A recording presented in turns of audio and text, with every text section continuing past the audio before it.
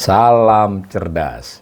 Ibu, bapak, saudara-saudara yang saya hormati, sesi membacakan cuitan saya, Awalil Rizky, dalam platform X atau Twitter, kali ini akan membacakan 3 cuitan sekaligus yang topiknya berhubungan. Saya bacakan sekaligus memberi sedikit tambahan. Nah, cuitan pertama, seperti biasa, saya tampilkan grafik. Kali ini cukup sederhana, hanya ada 4 tahun data dengan 2 variabel, yaitu tentang pembiayaan utang. Apa itu pembiayaan utang? Pembiayaan utang dalam konteks APBN, Anggaran Pendapatan Belanja Negara, adalah nilai penarikan utang baru. Penarikan itu ya berutang kalau bahasa sehari-harinya, dikurangi dengan pelunasan, ya, pembayaran maksudnya, pokok utang selama waktu tersebut. Jadi tidak termasuk bunga, ya. Nah, dalam grafik saya gambarkan kondisi selama 2 bulan. Jadi Januari, Februari 2025 itu berapa sudah pemerintah melakukan pembiayaan utang tadi, ya. Menarik utang baru dikurangi dengan membayar utang lama. Nah, dari mana data ini didapat? Dari rilis jumpa pers APBN kita seminggu yang lalu tentang kondisi realisasi APBN sampai dengan 28 Februari. Nah, di situ saya tulis nilainya adalah 224,3 triliun selama 2 bulan, ya. Nah, itu angka tersebut itu merupakan 28,9%. Nah, di grafik itu yang presentasi saya gambarkan dengan garis orange, yang nilai nominal digambarkan dengan biru. Yang biru itu skalanya kiri, triliun, yang orange skalanya kanan, persentasi. Jadi saya ulangi, selama 2 bulan ini pemerintah sudah melakukan pembiayaan utang neto, ya, menarik utang baru dikurangi dengan membayar yang lama, itu 224,3 triliun. Nah, itu 28,9% dari rencana setahun, 2 bulan baru, ya, yang selama setahun memang direncanakan 775,9 triliun. Ya, sekarang bisa berimajinasi, ya, 28,9 padahal baru 2 bulan. Nah, kalau dilihat dari tahun sebelumnya, ini porsinya meningkat, ya. Tahun sebelumnya itu hanya 28,5%, sebelumnya lagi hanya 26,8%, bahkan di tahun 2022 hanya 9,5% dari target selama 2 bulan, dibandingkan dengan rencana setahunnya, porsinya segitu. Nah, kita juga bisa lihat dari grafik itu, tapi tidak saya cantumkan dari tahun ke tahun, hanya kalau dihitung, yang 2025 dibandingkan 2024 itu meningkat 21,59%. Jadi cukup besar, ya. Kalau dilihat gambar grafiknya itu 2024 malah turun sedikit dari 2023. Mungkin yang agak lompatannya jauh itu yang 2023 atas 2022. Nah, menarik pula di sini saya sampaikan di cuitan ini, nilai 224,3 triliun itu kan melebihi defisit. Sebagaimana cuitan yang pernah saya bacakan terdahulu, defisit kan hanya 31,2 triliun. Mungkin kalau dalam kehidupan kita sehari-hari rumah tangga, kurangnya 31,2, yang utangnya ya kurang lebih segitu atau lebih sedikit. Ini enggak, kurangnya belanja dibandingkan pendapatan 31,2 triliun selama 2 bulan itu, ngutangnya sudah 224,3 triliun. Apa artinya? Sederhana saja, kan? Berarti memang pemerintah sudah menyiapkan untuk belanja di bulan Maret terutama, dan juga mungkin April, 1-2 bulan ke depan lah. Karena implisit di situ ada dugaan pendapatan di bulan Maret dan April pun masih belum bisa menutupi kebutuhan belanja. Karena salah satunya yang termasuk tidak tiap bulan ada adalah THR, nilainya besar, ya, 49,4 triliun. Jadi kita ngutang dulu gitu loh, pemerintah ngutang dulu untuk mengatasi nanti masalah arus cash flow di bulan-bulan mendatang, terutama bulan Maret dan April. Itu cuitan pertama. Nah, cuitan kedua itu saya menginformasikan kepada pembaca cuitan saya, dan ini sekaligus juga pemirsa dari kanal YouTube ini, itu tadi kan tambahan utangnya, tapi tidak ada informasi tentang berapa posisi utang. Jadi sebenarnya kan tiap waktu, tidak hanya tiap tahun ya, tiap bulan pemerintah itu biasanya menarik utang baru, membayari utang yang lunas.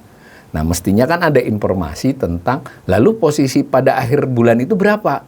Nah, dalam dokumen APBN kita itu biasanya disajikan ada informasi tentang pembiayaan utang, ada informasi tentang posisi utang. Posisi utang itu sisa utang gitulah. Nah, tetapi dalam paparan kemarin karena belum ada dokumennya, baru ada paparan beberapa slide, 61 slide, di 61 slide ya, diutarakan 2,5 jam oleh Menteri Keuangan dan jajarannya, tidak ada informasi sebenarnya utang pemerintah per 28 Februari itu berapa. Nah, hanya di gambar yang saya cantumkan itu saya men-screenshot ya, memotong gambar dari sebuah dokumen. Dokumennya adalah dokumen APBN kita Februari. Nah, dokumen Februari itu berarti realisasi sampai 31 Januari. Nah, tadi yang saya ungkapkan di cuitan sebelumnya adalah kondisi APBN kita Maret, meskipun bukan dokumen tapi paparan.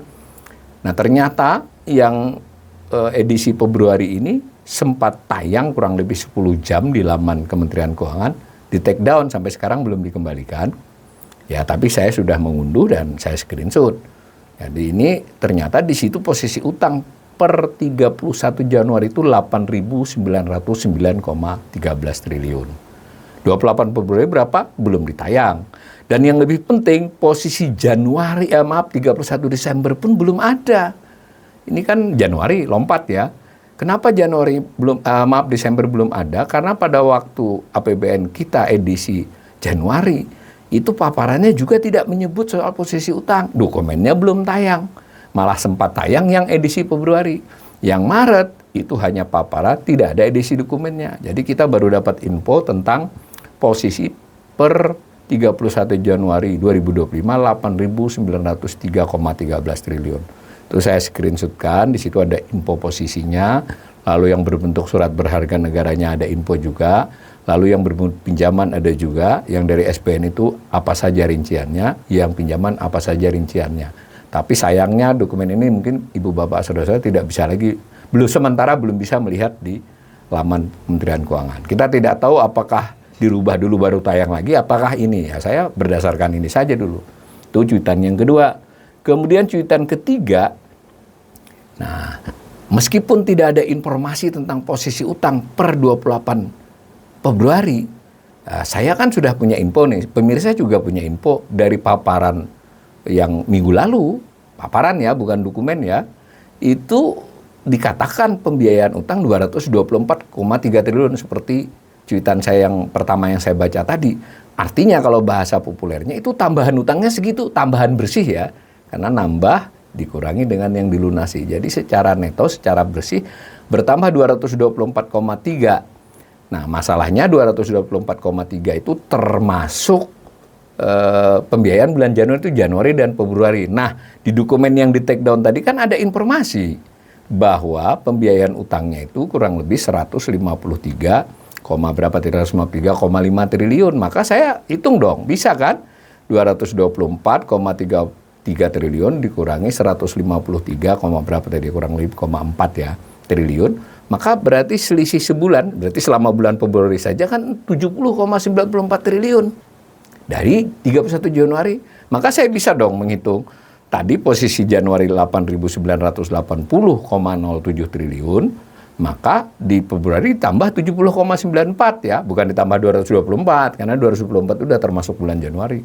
Berarti sekurang-kurangnya, seandainya diumumkan, tapi kita masih nunggu nih, mestinya posisi utang pemerintah per 28 Februari adalah 8.980 triliun kurang lebih.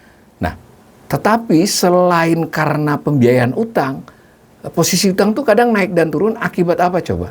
Akibat nilai kurs rupiah. Mengapa? Karena kurang lebih 29% dari utang pemerintah itu valuta asing, berdenominasi valuta asing ya, karena memang pemerintah membuat surat utang falas dan juga pemerintah melakukan utang pinjaman yang juga falas. Nah, dari informasi yang sudah itu kurang lebih 29% valuta asing. Cuma dari 29% itu 90%-nya itu adalah dolar Amerika. Nah kan berarti kita bisa ngitung nih. Kita lihat per 31 Januari itu berapa kurs. Karena kan utang dinyatakan rupiah, dihitung per tanggal tersebut. Nah ternyata 31 Januari itu kurs kurang lebih berapa ya? 16.135 triliun kalau tidak salah. Nanti yang 28 Februari itu lebih lemah, 16.500-an. Tadi kita hitung itu. Nah, berarti kan ada pelemahan. Berarti kalau utang Palas dinyatakan dalam rupiah bertambah dong. Bukan karena utangnya bertambah, dinyatakannya bertambah dalam rupiah. Saya utak-atik itu mungkin di kisaran 35 sampai 40 triliun tambahannya. Cuma untuk konservatif, anggap aja kita tambahnya 20-an triliun. Maka sekurang-kurangnya posisi utang pemerintah akhir Februari 2025 adalah 9.000 triliun. Kurang lebih segitu. Bisa jadi lebih sedikit ya. Nah, kita boleh dong sebagai ekonom melakukan perakiraan karena pemerintah tidak memberikan informasi yang jelas. Mudah-mudahan ya segitu saja, jangan lebih dari 9.000 triliun.